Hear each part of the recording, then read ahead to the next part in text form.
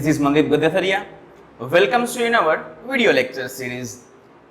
Last સેશનની અંદર આપણે ચેપ્ટર નંબર 5 સમાંતર શ્રેણીના બેઝિક કન્સેપ્ટ જોયા હતા. આજના સેશનમાં આપણે સમાંતર શ્રેણી ઓળખવાની છે. મતલબમાં કંઈક ક્વેશ્ચન આપ્યો હશે, એ ક્વેશ્ચન સમાંતર શ્રેણી છે કે નહીં તે નક્કી કરવાનું છે.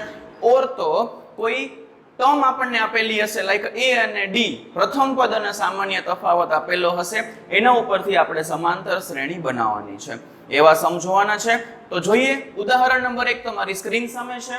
સમાંતર શ્રેણી જો અહીંયા આપણને ઓલરેડી આપી દીધું છે કે આપેલી જે શ્રેણી છે એ સમાંતર શ્રેણી છે. 3/2, 1/2, -1/2, -3/2 up to dash dash dash. માટે પ્રથમ પદ એ અને સામાન્ય તફાવત ડી મેળવો. તો પહેલો જ ક્વેશ્ચનમાં શ્રેણી આપણને ફ્રેક્શનના સ્વરૂપમાં આપી છે, અપૂર્ણાંકના સ્વરૂપમાં આપી છે. તો આપણે ગભરાવાની જરૂર નથી. જેમ આપણે સાદી સંખ્યા, પૂર્ણાંક સંખ્યાઓમાં સામાન્ય તફાવત મેળવતા હતા, એ જ પ્રમાણે સામાન્ય તફાવત આમાં પણ મળી શકે. ખાસ આપણને સૂત્ર ખબર હોવી જોઈએ. સામાન્ય તફાવત એટલે બીજું પદ માઇનસ પ્રથમ પદ, ઓર તો a2 માઇનસ a1. ઓકે, ચલો જોઈએ. તો અહીંયા આપણને પ્રથમ પદ પૂછ્યું છે, તો પ્રથમ પદ a ઇઝ ઇક્વલ્સ, જે પહેલું છે એ આન્સર આપણને ડાયરેક્ટ મળી જશે 3/2. સામાન્ય તફાવત પૂછ્યો છે, તો સામાન્ય તફાવત d ઇઝ ઇક્વલ્સ, સૂત્ર આપણે જોઈ ગયા હતા, a2 માઇનસ a1. બીજામાંથી પેલું પદ બાદ કરવાનું. બીજું પદ અહીંયા શું આપ્યું છે? 1/2 માઇનસ પ્રથમ પદ શું છે? 3/2. તો નાના સ્ટાન્ડર્ડમાં ઓર્થો પ્રાઇમરીની અંદર આપણે અપૂર્ણાંકનો સરવાળો અને બાદબાકી જોઈ ગયા હતા. અપૂર્ણાંકના સરવાળા અને બાદબાકી માટેનો પહેલો જ રૂલ, છેદ સરખા કરવાના. તો અહીંયા તમે જોવો છેદ ઓલરેડી સરખા જ છે કે નહીં?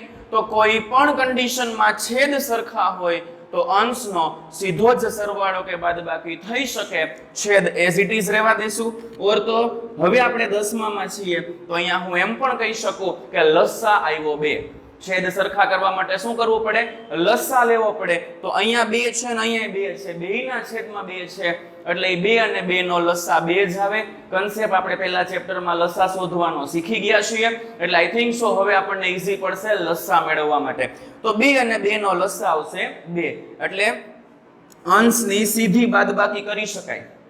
હજુ આગળ એવા પણ સમ આવશે કે જેમાં લસા અલગ આવતો હોય, ત્યારે હું તમને ડિટેલમાં કહીશ.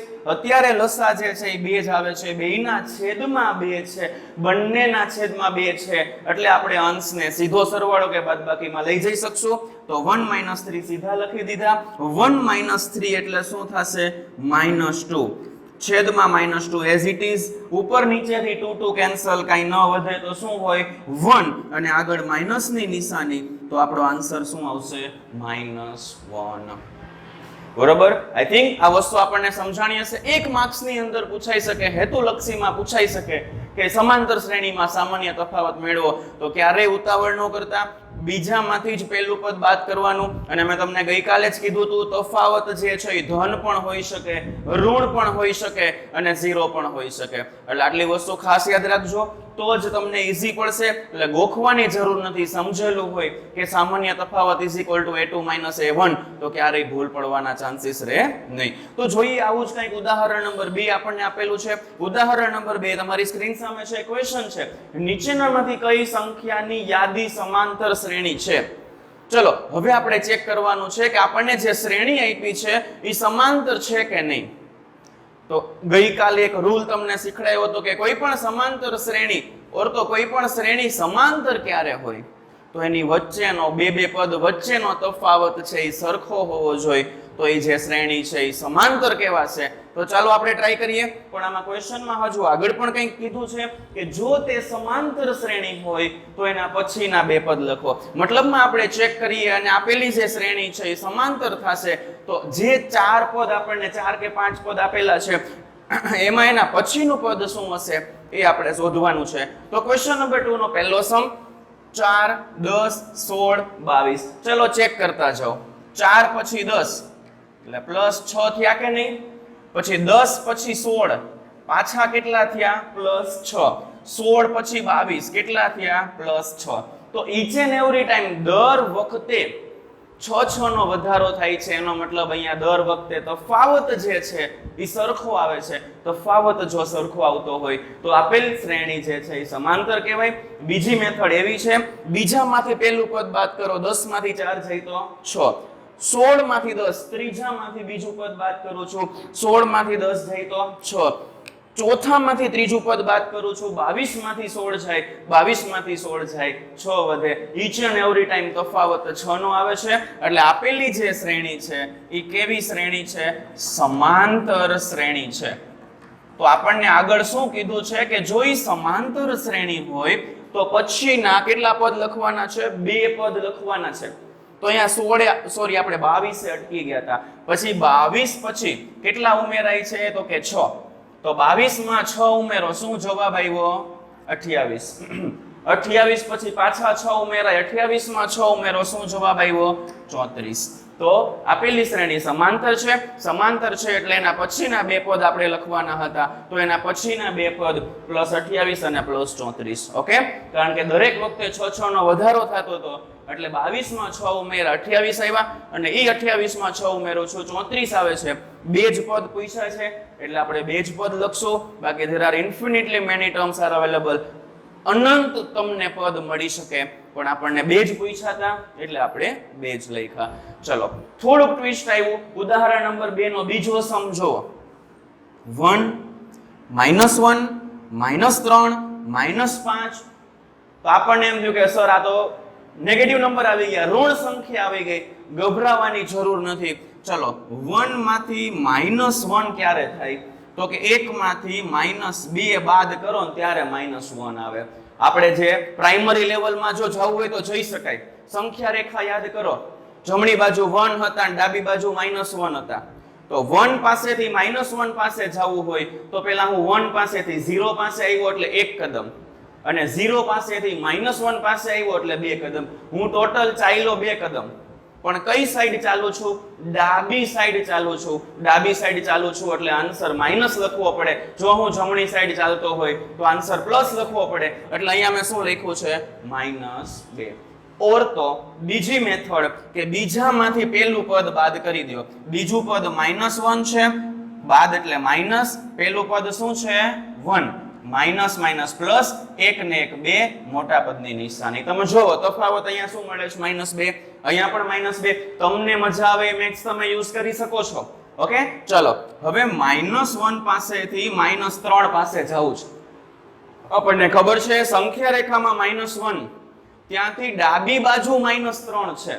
એટલે હું -1 પાસેથી -2 પાસે આવ્યો, 1 કદમ ચાલ્યો અને -2 પાસેથી -3 પાસે આવ્યો, 2 કદમ ચાલુ છું. પણ હું 2 કદમ કઈ સાઈડ ચાલુ છું? તો કે ડાબી સાઈડ ચાલુ છું. તો આપણે 2 કદમ જો ડાબી સાઈડ ચાલતા હોય તો જવાબ જે છે એ માઈનસ આવશે. એટલે અહીંયા પણ તફાવત કેટલાનો થયો? -2 નો. એને પણ તમે આપણી જે મેથડ છે સામાન્ય તફાવત મેળવવાની એ મુજબ કરી શકો છો. ત્રીજું પદ માઈનસ પહેલું પદ, ત્રીજું પદ -3 છે, માઈનસ પ્રથમ પદ -1 છે. ચેક કરો અહીંયા માઈનસ માઈનસ શું થઈ જશે? પ્લસ. એટલે આ આખું શું આવી ગયું? +1. માઈનસ પ્લસ -3 માંથી 1 જાય તો 2, મોટા પદની નિશાની જુઓ -2 આવ્યું. પણ આ જે છે ને એ એકચ્યુઅલ આપણે થોડીક વાર લાગે એવી મેથડ છે અને આ આપણું સાવ સાદું મેથ્સ કે આપણે ડાબી સાઈડ જવાનું છે. કેટલા કદમ? તો કે 2 કદમ. ડાબી સાઈડ ચાલુ છું એટલે -2. જો હું જમણી સાઈડ ચાલતો હોત તો +2 થાત. ચલો એના પછી -5. તો હું -3 પાસેથી -5 પાસે જાઉં છું. તો -3 પાસેથી પહેલા જવું પડશે -4 પાસે. તો -3 થી -4 પાસે આવ્યો, 1 કદમ ચાલ્યો અને -4 પાસેથી -5 પાસે આવ્યો, બીજો 1 કદમ ચાલ્યો. એનો મતલબ ટોટલ 2 કદમ ચાલુ છું. -3 થી -4, -4 થી -5 એટલે હું 2 કદમ ડાબી બાજુ ચાલુ છું. સંખ્યા રેખા મેં મારા મનમાં ડ્રો કરી લીધી છે. સંખ્યા રેખાને મનમાં ડ્રો કરશો તો મનમાં ડ્રો કરેલી સંખ્યામાં આપણને ખ્યાલ છે ઋણ સંખ્યા માટે ડાબી બાજુ જવું પડે. તો અહીંયા 0 હોય ત્યાંથી -1, -2, -3, -4 ડાબી સાઈડ આવવું પડે. તો આપણે 2 કદમ ડાબી સાઈડ આવીએ છીએ. 2 કદમ ડાબી સાઈડ આવું છું એનો મતલબ અહીંયા પણ -3 પાસેથી -5 પાસે જવું હોય તો -2. કદમ તો 2 કદમ ડાબી સાઈડ આવવું પડે. ચલો ચેક કરો, બધામાં -2 -2 આવે છે. યસ -2 આવે છે. તફાવત ધન, ઋણ કે 0 કોઈ પણ હોઈ શકે. અહીંયા ઋણ તફાવત છે. It doesn't matter. આપણે લખી દેવાનું આપેલી શ્રેણી કેવી છે? સમાંતર છે. ચલો કોઈ પણ શ્રેણી સમાંતર હોય તો આપણને શું કીધું છે? કોઈ પણ શ્રેણી સમાંતર હોય તો એના પછીના બે પદ લખો. લાઈક આપણી પાસે છે -5. કેટલા કદમ જવાનું? 2 કદમ. કઈ સાઈડ? ડાબી સાઈડ. ચલો -5 થી ડાબી સાઈડ એક કદમ -6 અને બીજું કદમ -7. પેલું -5 ત્યાંથી આવ્યો -6 પાસે એટલે પેલું કદમ, -6 થી -7 પાસે આવ્યો એટલે બીજું કદમ. એનો મતલબ 2 કદમ ડાબી સાઈડ આવતા મને જવાબ -7 મળે છે. એટલે -5 પછીનું પદ શું હશે? -7. ચલો ત્યાંથી આગળ -7 થી એક કદમ ડાબી બાજુ આવું છું -8. -8 થી હજુ એક કદમ ડાબી બાજુ આવું છું -9. એનો મતલબ -7 થી 2 કદમ ડાબી બાજુ આવતા જવાબ શું મળે છે? -9. 2 કદમ ડાબી બાજુ આવવાનું રીઝન કે અહીંયા તફાવત તમને કેટલો મળે છે? 2 નો. પણ -2 નો તફાવત છે. માઈનસ છે એટલે આપણે ડાબી બાજુ આવીએ છીએ. જો પ્લસ હોત તો જમણી બાજુ જાય. આઈ હોપ આ વસ્તુ આપણને સમજાણી હશે. બહુ ઈઝી વે ની અંદર સમજાવવાની ટ્રાય કરું છું. તો સમાંતર શ્રેણી છે. સમાંતર શ્રેણી છે એટલે બે પદ લખવાના હતા. બે પદ લખ્યા -7 અને -9. જો આપણી માસ્ટરી હોય તો આવું કઈ કરવાની નીડ નથી. આપણને ખ્યાલ જ છે -1 -3 -5 તો પછી -7 જ આવે, પછી -9 જ આવે, -11 -13 -15 up to so on infinite સુધી જાય. ઓકે, તો આ વાત હતી ઉદાહરણ 2. ક્વેશ્ચન નંબર 2 ની ક્વેશ્ચન નંબર 3 ઉપર આપણે આવી જાય. ક્વેશ્ચન નંબર 3 છે, જુઓ -2 પછી 2 પછી -2 પછી વળી પાછા 2. તો અહીંયા છે ને એક શોર્ટકટ મેથડ આપી દઉં, તફાવત મેળવવાની જરૂર જ નથી. સમાંતર શ્રેણીમાં એકનું એક પદ ક્યારે બીજી વખત આવશે નહીં.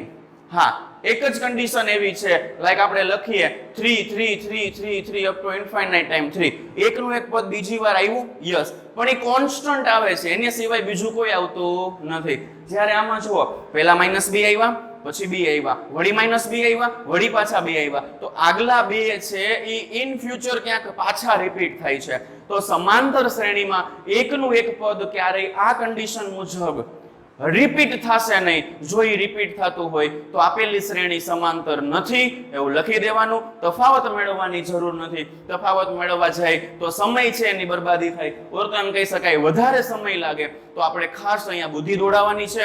લોજિક યાદ રાખજો, ઓર તો નોંધ એવું લાગે તો લખી લેજો. સમાંતર શ્રેણીમાં એકનું એક પદ વારંવાર ઓર તો બીજી વખત રિપીટ થશે નહીં, પણ એક જ શરત એવી છે રિપીટ થાય એવી કે આખી શ્રેણીમાં સરખા જ પદ હોય, 3 3 3 3 4 4 4 4 5 5 5 5 6 6 6 6.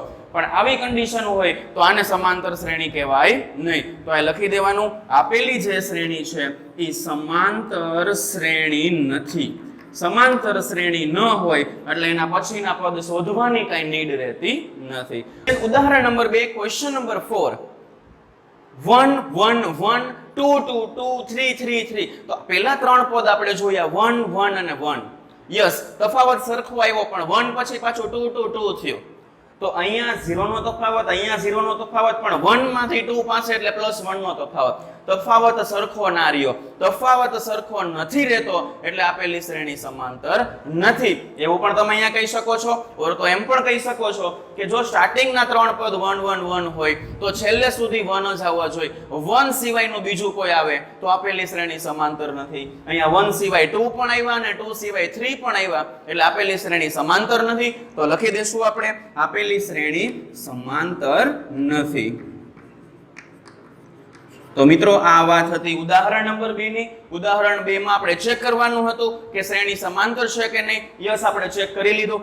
હજુ કંઈક માસ્ટરી લાવવા માટે સ્વાધ્યાય 5.1 માં પણ આવા કેટલાક સમ છે, થોડા ટ્વિસ્ટેડ સમ છે, તો એની આપણે ચર્ચા કરશું. તો આવી જાય સ્વાધ્યાય નંબર 5.1 ઉપર. 5.1 ક્વેશ્ચન નંબર 1 તમારી સ્ક્રીન સામે છે. ક્વેશ્ચન છે, નીચે આપેલી સ્થિતિમાંથી કઈ સ્થિતિમાં સંખ્યાની યાદી સમાંતર શ્રેણી બને. મતલબમાં સેમ આના જેવું જ આપ્યું હતું, પણ આમાં આપણને શ્રેણી તૈયાર આપી હતી ઉદાહરણ નંબર 2 માં. જ્યારે સ્વાધ્યાય 5.1 નો ક્વેશ્ચન નંબર 1 જે છે એમાં આપણે શ્રેણી બનાવવાની છે અને પછી શ્રેણી સમાંતર છે કે નહીં આઈડેન્ટિફાઈ કરવાનું છે. ક્વેશ્ચન નંબર 1 વાંચું છું. ટેક્સીનું ભાડું પ્રથમ કિલોમીટર માટે અહીંયા મેં km લખ્યું છે, km નો મતલબ કિલોમીટર થશે.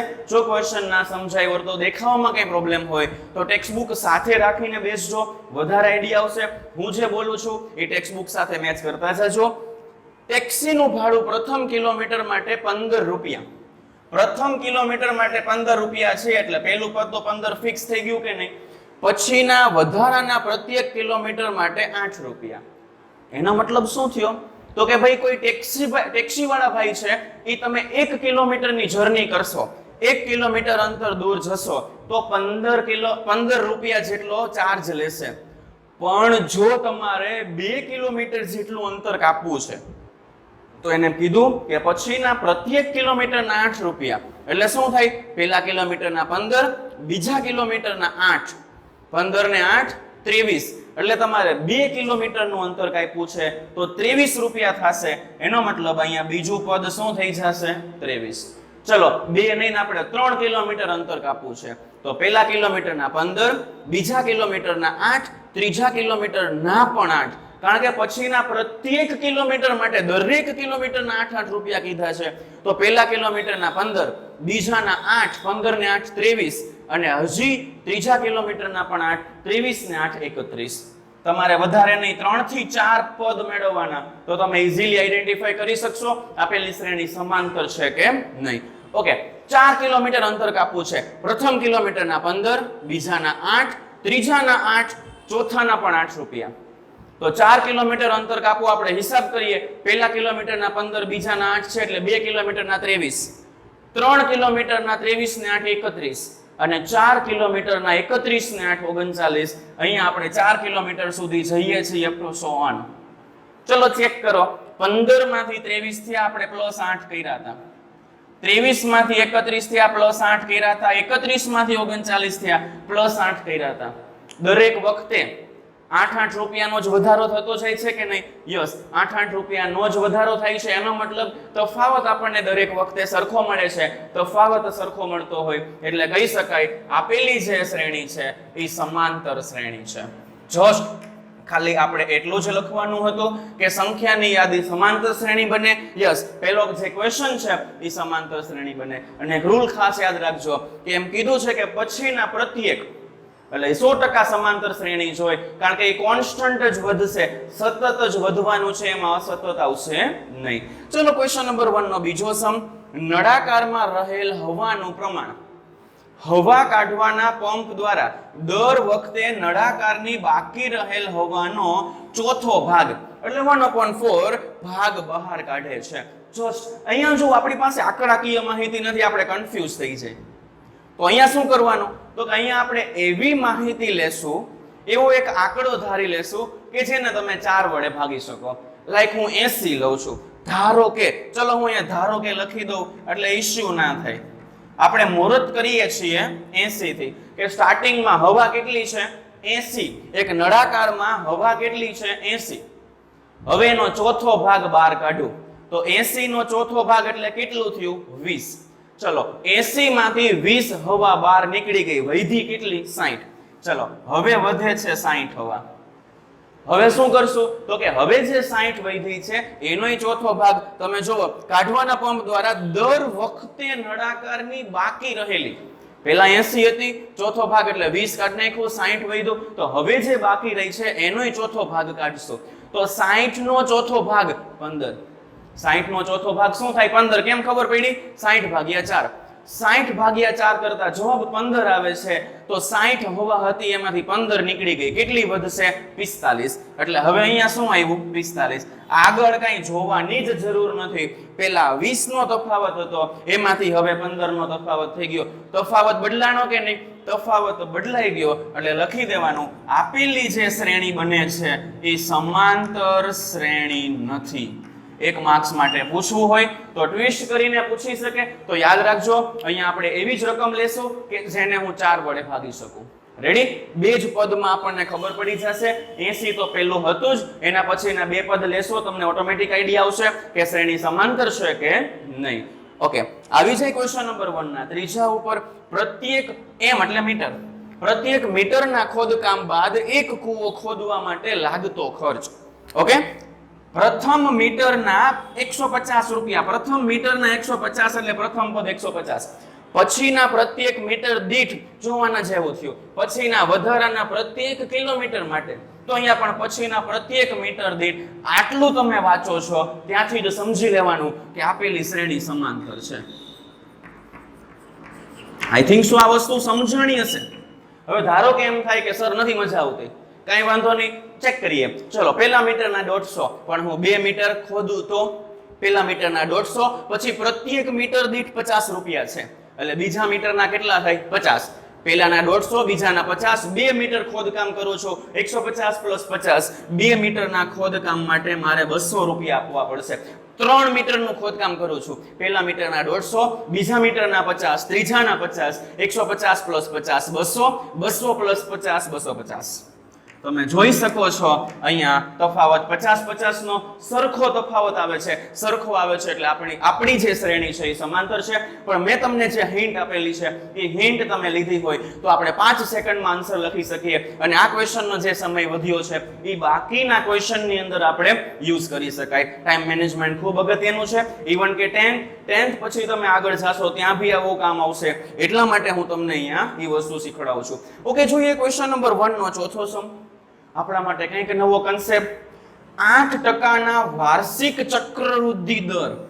ચલો, આઈ થિંક સો તમને ચક્રવૃદ્ધિ વિશે ખ્યાલ હશે. પ્રાઇમરી લેવલે આપણે સાદું વ્યાજ અને ચક્રવૃદ્ધિ વ્યાજ એમ વ્યાજના મુખ્યત્વે 2 પ્રકાર જોઈ ગયા હતા. સાદું વ્યાજ એટલે શું આપણને ખબર છે, ચક્રવૃદ્ધિ વ્યાજ એટલે શું એ પણ આપણને ખબર છે. છતાં એક વખત કહી દઉં છું કે ચક્રવૃદ્ધિ વ્યાજ એટલે વ્યાજનું પણ વ્યાજ. લાઈક એક એક્ઝામ્પલ આપું કે તમે 100 રૂપિયા 2 વર્ષ માટે 10%ના દરે મૂકો છો, તો કઈ રીતે ગણતરી થશે? તો 100 રૂપિયા તમે મૂકેલા છે, તો હું પહેલા વર્ષના અંતે 10% જો વ્યાજનો દર હોય તો 10 રૂપિયા વ્યાજ થાય. આ બહુ સાદી વસ્તુ સમજાવું છું. એવું લાગે તો આપણે આનો આખો અલગ સેશન લેશું, પણ આ ખાસ મગજમાં બેસાડવા જેવું છે. 2-3 ટોપિક, પ્રોફિટ લોસ, નફો નુકસાની, સાદું અને ચક્રવૃદ્ધિ વ્યાજ, પર્સન્ટેજ ટકા, આટલી વસ્તુ આપણને આવડતી હોય ને તો મેથ્સમાં આપણે ક્યારેય અંકગણિત કે બીજગણિતમાં આપણે ક્યારેય પાછા ન પડીએ ને ઇન ફ્યુચર બહુ કામ આવે એવી વસ્તુ છે. અત્યારે હું ડીપમાં નથી જતો, અત્યારે જસ્ટ તમારી સામે ઓરલી ગણતરી કરું છું. 100 રૂપિયાની વસ્તુ છે, 10% વ્યાજ.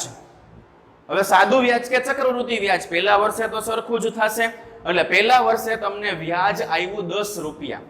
હવે જોજો ખાસ, તમારી પાસે 100 રૂપિયા છે, 1 વર્ષના અંતે તમારે 10 રૂપિયા વ્યાજ આપવું પડે. પણ ચક્રવૃદ્ધિ વ્યાજમાં શું થાય, 2 વર્ષના અંતે કીધું છે, તો જે પહેલા વર્ષના અંતે 10 રૂપિયા વ્યાજ આવ્યું છે એનું પણ વ્યાજ લાગે. મતલબમાં 100 રૂપિયાનું વ્યાજ 10 રૂપિયા બીજા વર્ષના અંતે તો લાગવાનું જ છે, પણ પ્રથમ વર્ષના અંતે જે 10 રૂપિયા તમને વ્યાજ લાગ્યું હતું એનું પણ બીજા વર્ષના અંતે 10% લેખે વ્યાજ લાગે. તો 10 રૂપિયાનું 10% લેખે વ્યાજ 1 રૂપિયો થયો, તો 2 વર્ષ પછી તમારે ટોટલ કેટલું વ્યાજ આપવું પડે, તો કે 21 રૂપિયા વ્યાજ આપવું પડે.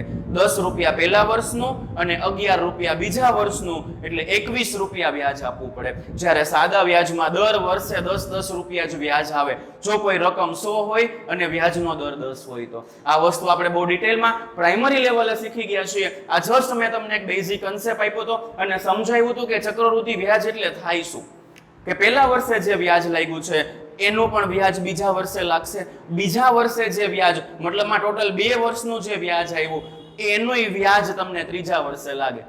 બરોબર, એને કહેવાય ચક્રવૃદ્ધિ વ્યાજ. તો ક્વેશ્ચન છે 8%નો વાર્ષિક દર કેટલા રૂપિયા છે, 10,000 રૂપિયા મૂકેલા છે.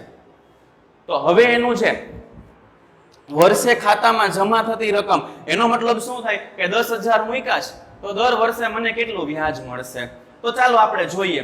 10,000 રૂપિયા 8%ના વાર્ષિક ચક્રવૃદ્ધિ દરથી શરૂઆતની રકમ 10,000 રૂપિયા મૂકેલા હોય તો દર વર્ષે ખાતામાં જમા થતી રકમ, પહેલા વર્ષે હું 10,000 રૂપિયા મૂકું છું, 8% વ્યાજ છે. 10,000 ના 8% 800 રૂપિયા થાય.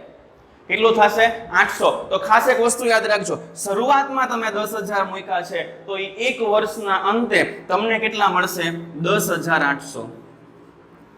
બીજા વર્ષના અંતે તો મેં તમને કીધું એ પ્રમાણે કે 10,000 ના 800 તો ફિક્સ મળવાના જ છે, પણ એ 800 રૂપિયાનું પણ વ્યાજ લાગશે 8% લેખે, તો એ 800 રૂપિયાનું 8% લેખે તમને વ્યાજ મળશે 64 રૂપિયા. કેટલું? 64 રૂપિયા. અહીંયા હું શોર્ટકટમાં ગણતરી કરું છું. એવું લાગશે તો આપણે અલગથી લેક્ચર લેશું, પણ ખાસ સમજવા માટે.